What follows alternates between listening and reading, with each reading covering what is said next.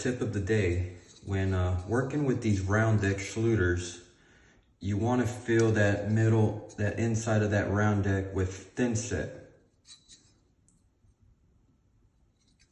You want to fill that with thin set prior to install. And here's a good example on why. So I'm working on this niche. I already have my bottom and top set, right? So I'm working on the sides. I've already filled the bottom Schluter and the top. So now if you can listen closely, I'm rubbing my nail up against the Schluter that I already filled, and here's the one I haven't.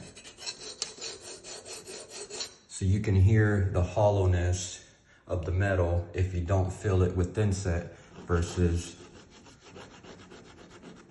not hearing any hollow. So yeah, not really sure why Schluter Systems doesn't recommend you filling in that Roundec, but they should, because you don't want to hear that hollow metal noise. You know, you want it to sound nice and full. So let me show you guys how I fill it. You want to grab some thin set and just squeeze it in there. Now it gets a little messy, but that's okay.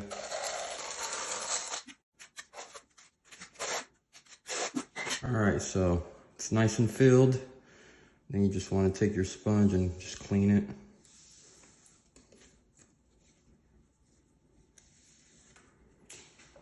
All right, so there you have it. It is nicely filled,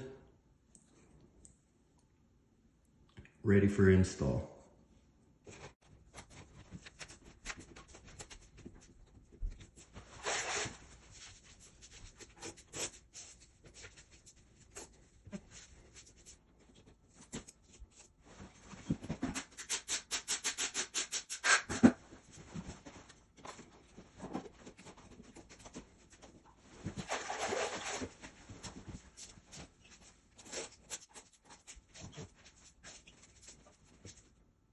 All right, so we got our niche set. As you can see in this niche, we went ahead and got some inside corners because these Roundec Schluters are real hard to miter.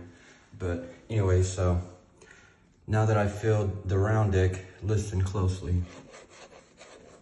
You don't hear that hollow metal sound. So I would recommend filling in those Roundec Schluters if you're working with them.